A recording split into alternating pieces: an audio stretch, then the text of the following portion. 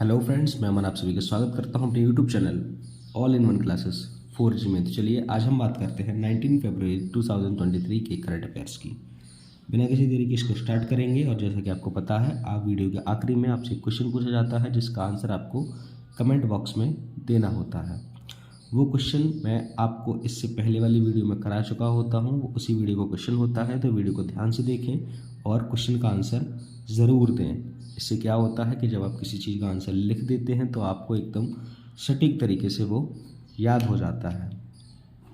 और मैं चाहता हूँ कि इस तरीके की प्रैक्टिस आप ज़रूर डालें। इससे क्या होगा, इससे ये होगा कि आपको प्रतिदिन कम से कम एक क्वेश्चन वो याद रहेगा जो आप लिख के कमेंट बॉक्स में डालते हैं। ठीक है, तो चलिए बात करते हैं आज की करंट अफेयर्स की। तो शुरू करते हैं। AICTE ने किसके साथ मिलकर राष्ट्रीय स्तर के हैकाथॉन कवच 2023 का शुभारंभ किया? तो AICTE ने किसके साथ मिलकर राष्ट्रीय स्तर के हैकाथॉन कवच 2023 का शुभारंभ किया? तो ये है BPRD। किसके साथ मिलकर? BPRD के साथ मिलकर। अब बात करें AICTE, इसकी फुल फॉर्म देख लेते हैं। इसकी फुल फॉर्म है all India council for technical education.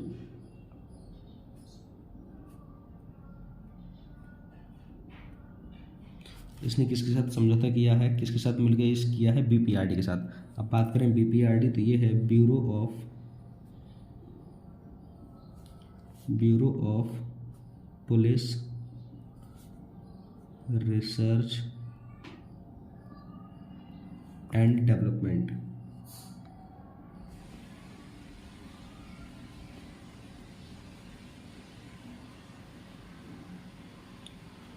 ठीक है, चलते हैं अगले प्रश्न पे। तो अगला प्रश्न है हमारा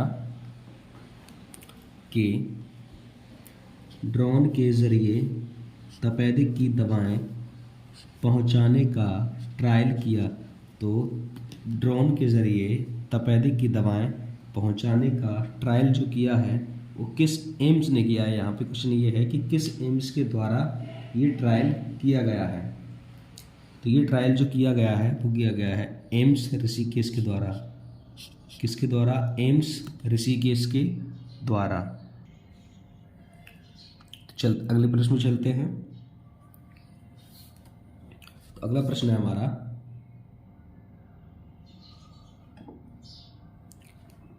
OECD के सेवा व्यापार प्रतिबंध सूचकांक में शीर्ष देश कौन सा रहा है? तो OECD के सेवा व्यापार प्रतिबंध सूचकांक में शीर्ष देश रहा है जापान। पहले तो बात करते हैं OECD की फुल फॉर्म की। तो देखते हैं ऑर्गेनाइजेशन फॉर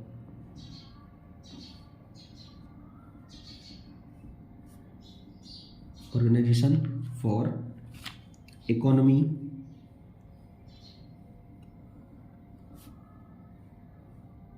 कोऑपरेशन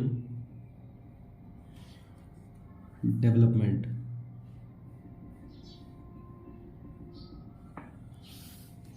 ठीक है, अब बात करें सूचकांक में शीर्ष रहा जापान। तो जापान की बात करते हैं। जापान की राजधानी है टोक्यो, करेंसी है येन, और जो प्राइम मिनिस्टर है उनका नाम है फूमियो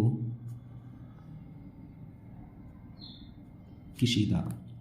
जैसे शीर्ष रहा है जापान की, तो बात कर लेते हैं टॉप 3 की। तो पहले नंबर पे था जापान, दूसरे पे था UK और तीसरे पे है नीदरलैंड। कौन सा है? नीदरलैंड। चलते हैं, बात करते हैं अगले प्रश्न की। तो अगले प्रश्न से पहले एक बार इसको देख लेंगे कि इम्पोर्टेंट क्या क्या है जापान से।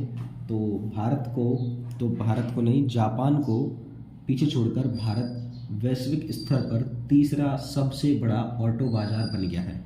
ऑटो का मतलब है गाड़ियों का बाजार। ठीक है, ऑटोमोबाइल्स कंपनियों का बाजार बन गया है भारत, जापान को पीछे छोड़ के। अगर भारत तीसरे नंबर पर तो चौथे नंबर पर ऑब्वियसली कौन होगा? जापान होगा। अब बात करें दूसरी की, तो अभी जापान में शुरू हुई थी कौन सी? मालाबार एक्सप्रेस 2022। और जापान ने समलैंगिक कपल के लिए एक साझेदारी प्रमाण पत्र योजना शुरू की है। ठीक है, और इसी बेस पे एक समलैंगिक विवाह कानून किसने पारित किया था? अमेरिका ने। चलिए ये कुछ था इम्पोर्टेंट। अब बात करते हैं अगले प्रश्न की। तो अगला है, पहला राज्य स्तरीय झींगा मेला शुरू हुआ है। तो पहला राज्य स्तरीय जो झींगा मेला शुरू हुआ है वो हुआ है आपके पंजाब में।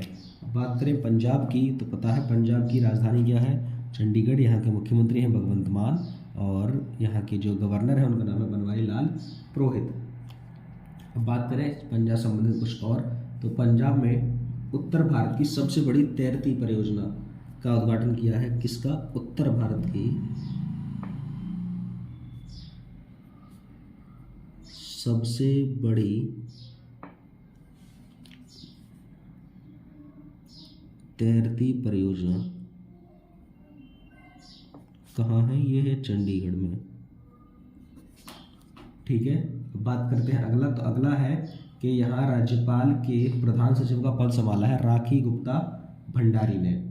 और पंजाब सरकार ने गानों में हथियारों की प्रदर्शन को बैन कर दिया है, उस पर पूर्ण रूप से प्रतिबंध लगा दिया है। और पंजाब सरकार ने अपने कर्मचारियों के लिए पुरानी पेंशन की वापसी की है। किसकी पुरानी पेंशन की वापसी की है? किस सरकार ने? पंजाब सरकार ने। तो चलते हैं अगले प्रश्न पे। तो अगला प्रश्न है हमारा कि किस देश ने भारत के फ्रोजन सी फूड से प्रतिबंध हटाया है? तो ये कौन सा देश है जिसने भारत के फ्रोजन सी फूड से प्रतिबंध हटाया है? ये है कतर। अब बात करें कतर की तो कतर की कैपिटल है दोहा।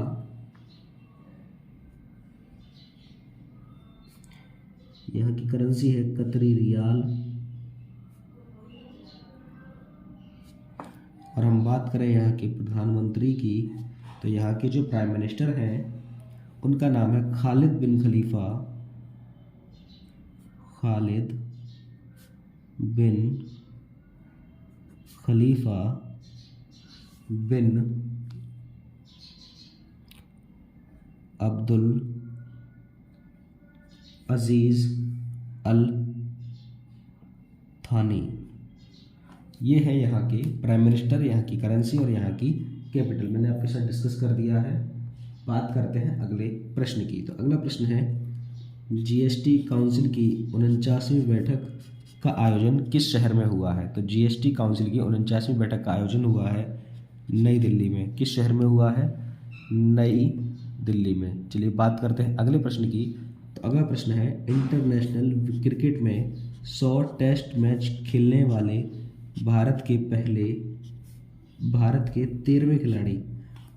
13वें खिलाड़ी कौन बने हैं? तो इनका नाम है चेतेश्वर पुजारा। क्या नाम है इनका? इनका नाम है चेतेश्वर पुजारा। इन्होंने क्या किया? इन्होंने 100 टेस्ट मैच खेले हैं, वो भी कौन से? इंटरनेशनल क्रिकेट में 100 टेस्ट मैच खेले हैं और ये 13वें नंबर के भारतीय खिलाड़ी हैं। चलिए बात करें अगले प्रश्न की। तो अगला प्रश्न है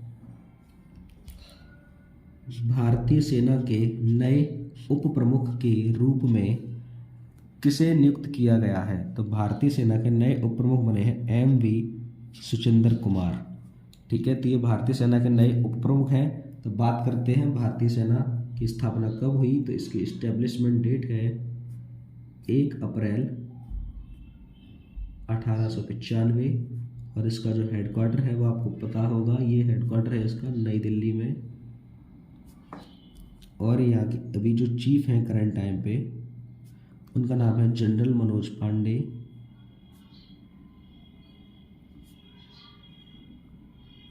उप प्रमुख मैंने आपको कराई दिए MV सुचिंदर कुमार। इसका मोटो देख लेते हैं, यानी कि आदर्श वाक्य देख लेते हैं। सेवा परमो धर्म। क्या है? सेवा परमो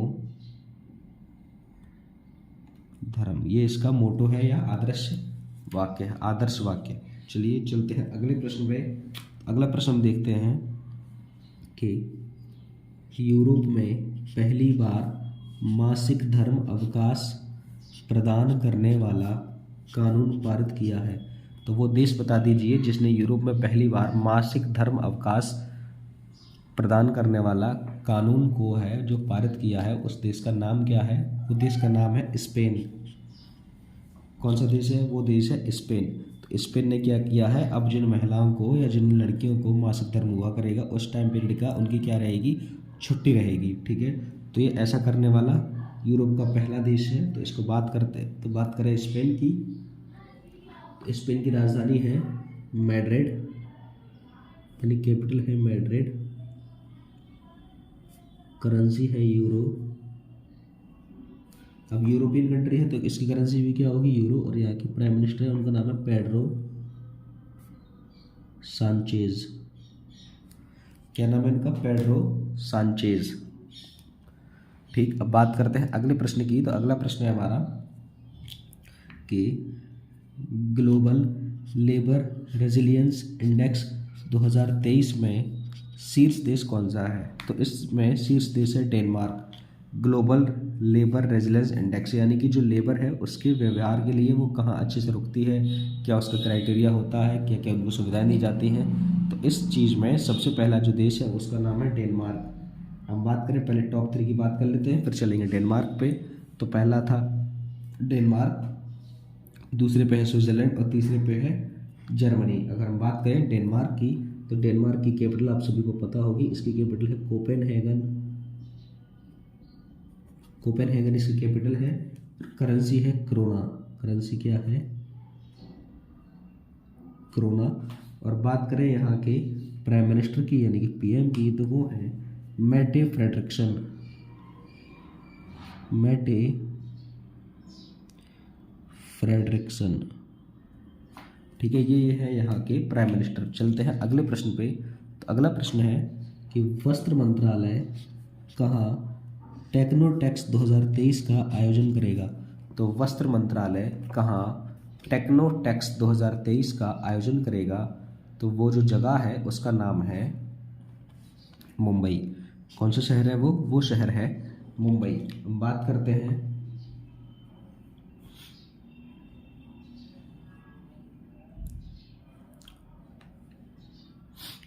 हैं हम आगे अगले प्रश्न की। तो अगला प्रश्न है जगुआर लैंड रोवर इंडिया के नए एमडी एंड सीईओ कौन बने हैं। तो ये बने हैं राजन अंबा।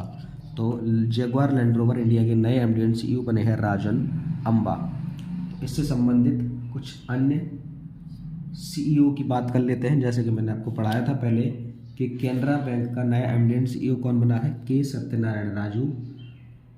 और यूनिलीवर के नए सीईओ कौन बने हैं, हेनू शुमाकर। कौन बने हैं, हेनू शुमाकर।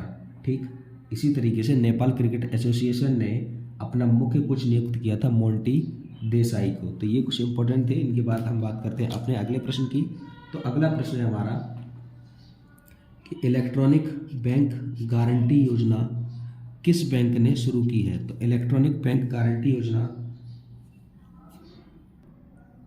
किस बैंक ने शुरू की है। तो ये है इंडियन ओवरसीज बैंक। तो इसने क्या शुरू किया गया है, इलेक्ट्रॉनिक बैंक गारंटी योजना, इसको शुरू किया है। अब बात करते हैं इस बैंक की, देख लेते हैं इस बैंक की स्थापना कब हुई थी। इस बैंक की स्थापना हुई थी 1937 में, 1937 में। और इसका हेडक्वार्टर है चेन्नई में। हेडक्वार्टर चेन्नई। और इसके दिखते हैं एमडी एंड सीईओ। तो इसके एमडी एंड सीईओ हैं वो भी नए बने हैं 1 जनवरी से। वो अपने 1 जनवरी से उन्होंने कार्यभार संभाला है। तो उनका नाम है अजय कुमार श्रीवास्तव। क्या नाम है इनका, अजय कुमार श्रीवास्तव। बात करते हैं अगले प्रश्न की। तो अगला प्रश्न है हमारा कि हाल ही में शाहनवाज प्रधान का निधन हुआ, वे कौन थे। तो हाल ही में जो शाहनवाज प्रधान का निधन हुआ वे एक अभिनेता थे। और अभी जो हाल ही में एक सीरीज़ आई थी, वेब सीरीज़ मिर्ज़ापुर, उसमें इन्होंने काम भी किया है। अब बात करते हैं लास्ट वीडियो के क्वेश्चन की। लास्ट वीडियो का जो क्वेश्चन था उसमें ये पूछा गया था दुनिया का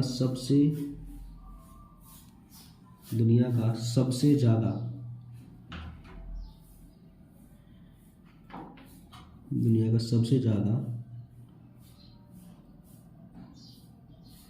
प्रदूषित शहर लेकिन कौन सा, सेकंड नंबर का। उसका आंसर था मुंबई। क्या आंसर था, मुंबई। अब आपके लिए जो क्वेश्चन है वो ये है कि भारत और किस देश के बीच धर्मा गार्जियन भारत